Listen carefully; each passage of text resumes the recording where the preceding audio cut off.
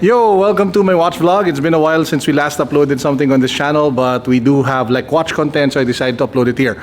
The guy behind me, his name is Mr. Randell Tiongson. He's one of the foremost figures and icons when it comes to personal finance and investments, aka mayaman siya. And in today's episode, we're going to take a look at his watch collection. He's going to share what his pieces are, what do they mean to him, what are the stories behind it. So tara, let's go.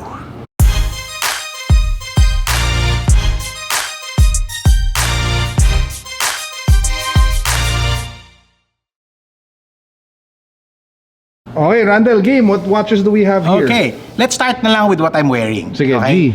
This is one of my favorites.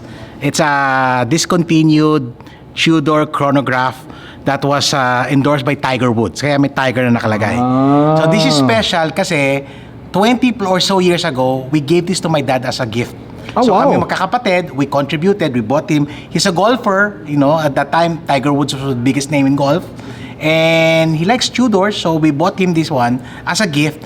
And when he passed away a few years ago, I ended up inheriting it. Nice. So it is really one of the most special watches. Totoo lang, Carlo, no? Nung ako pumili nito, pinili ko yung watch na if ever mapupunta sa akin gusto ko, napunta sa akin. So this is my favorite. Tsaka the watches with emotional like connections are the very best. That's why I wear it the most now. When I got this, I started to wear it. In fact, in the service ko siya and everything. It reminds me of my dad.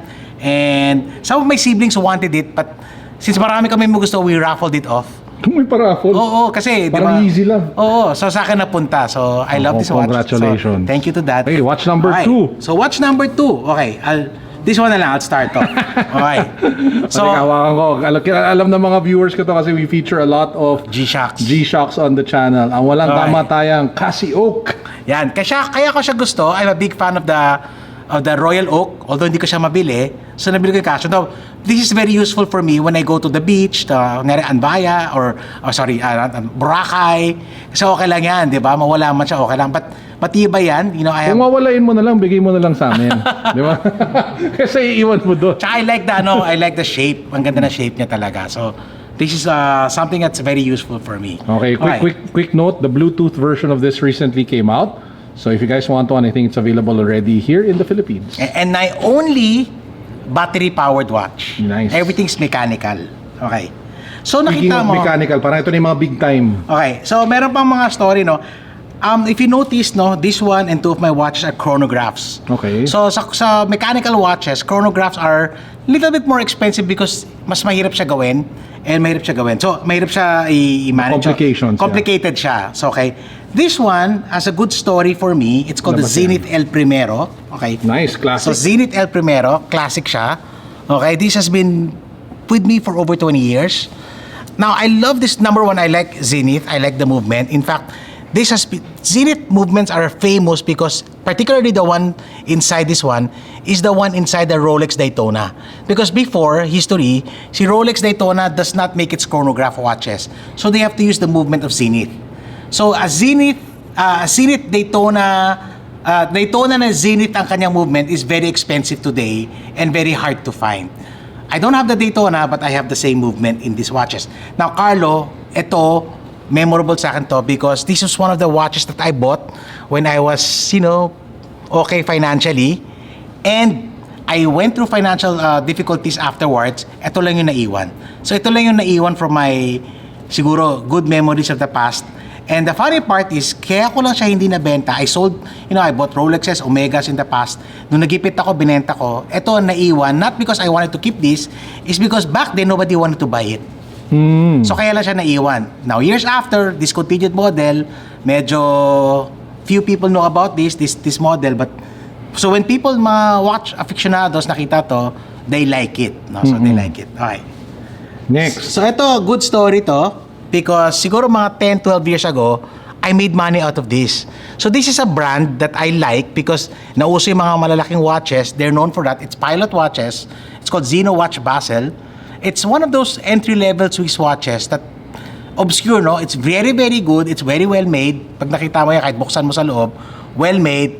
And ninegosyo ko yan. So I imported a few watches. You imported this? I imported a few dozens.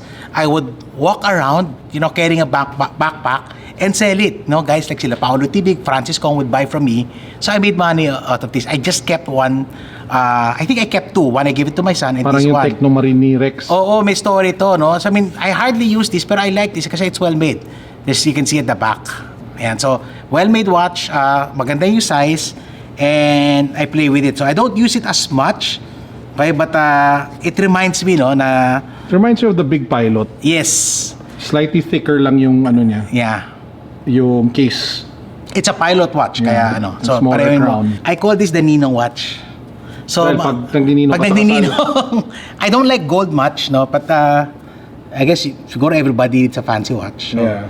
I don't like gold, I don't like wearing gold much, but this is like a Ninong watch, so medyo useful din siya pag, di ba, para di ka ismolin ng ibang Ninong. Okay.